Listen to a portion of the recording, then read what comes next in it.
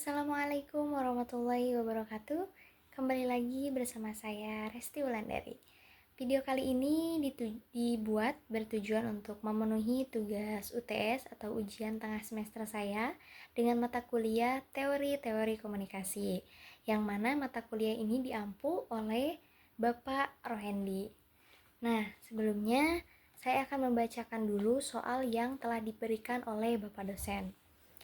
Soal yang pertama yaitu jelaskan apa yang dimaksud dengan 7 tradisi dalam ilmu komunikasi dan hubungan dengan teori-teori dalam ilmu komunikasi. Izin menjawab. Yang pertama ada tradisi retorika, merupakan tradisi yang menekankan kata-kata untuk memengaruhi orang lain. Nah, yang kedua ada tradisi semiotika, yaitu tradisi ini cenderung sangat memperhatikan simbol-simbol untuk proses komunikasi. Dan yang ketiga ada tradisi fenomenologi, yang lebih menekankan pengalaman subjektif individu dalam berkomunikasi. Dan yang keempat, tradisi kritik, yaitu tradisi yang mengeksplorasi aspek-aspek kekuasaan, struktur sosial, dan dominasi dalam komunikasi. Nah, yang kelima itu adalah tradisi psikodinamika. Tradisi ini lebih memperhatikan proses komunikasi dari sudut pandang psikologis, terutama dalam hal emosi dan motivasi. Lalu yang keenam yaitu tradisi sosiodialektika, yang menyoroti peran konteks sosial, budaya, dan sejarah dalam komunikasi. Nah, tradisi yang terakhir yaitu ada tradisi kognitif, yang mana tradisi ini adalah tradisi yang mempelajari proses pemikiran, persepsi, dan pengambilan keputusan yang mendasari komunikasi setiap manusia. Nah, itu adalah 7 tradisi komunikasi. Lalu hubungannya, setiap tradisi pasti memiliki pendekatan dan fokusnya tersendiri dalam memahami fenomena komunikasi. Dan teori-teori yang terkait sangat membantu untuk memperdalam pemahaman tentang bagaimana, mengapa, dan apa cara komunikasi terjadi dalam berbagai konteks komunikasi. Nah, itu tadi sedikit jawaban saya mengenai soal atau pertanyaan nomor 1. Lanjut saja kita ke persoalan atau soal yang kedua. Sebelumnya akan saya bacakan dulu isi soalnya. Jelaskan apa yang dimaksud dengan konteks komunikasi dan hubungannya dengan teori-teori dalam ilmu komunikasi. Baik, langsung saja saya akan menjawabnya. Dalam ilmu komunikasi, konteks komunikasi merujuk pada situasi atau lingkungan di mana komunikasi ini terjadi. Nah, konteks komunikasi ini mencakup berbagai faktor yang memengaruhi proses komunikasi. Nah, seperti tempat, waktu, atau budaya, ataupun tujuan komunikasi dan hubungan antara pihak yang terlibat dalam komunikasi. Misalkan pihak terlibat melibatkan perasaan atau feelings dan semacamnya. Sangat jelas hubungannya antara konteks komunikasi dengan teori-teori komunikasi.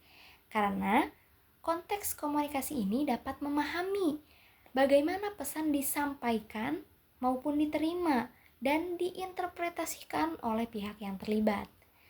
Dengan demikian, konteks komunikasi dan teori-teori dalam ilmu komunikasi saling terkait dan saling memengaruhi untuk membantu kita memahami kompleksitas dan dinamika komunikasi dalam berbagai situasi dan lingkungannya.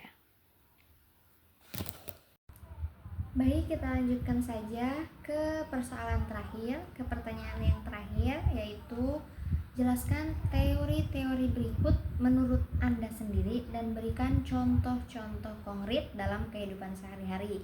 Nah, teori yang dicantumkan di sini itu yang pertama ada teori agenda setting, teori media kritis, teori komunikasi 2 tahap, dan yang keempat ada teori interaksi sosial. Oke, saya akan menjelaskan yang pertama adalah teori agenda setting. Teori agenda setting adalah teori yang menyatakan bahwa media massa memiliki kekuatan untuk mempengaruhi perhatian publik dengan cara menentukan topik-topik atau isu-isu tertentu yang dianggap penting.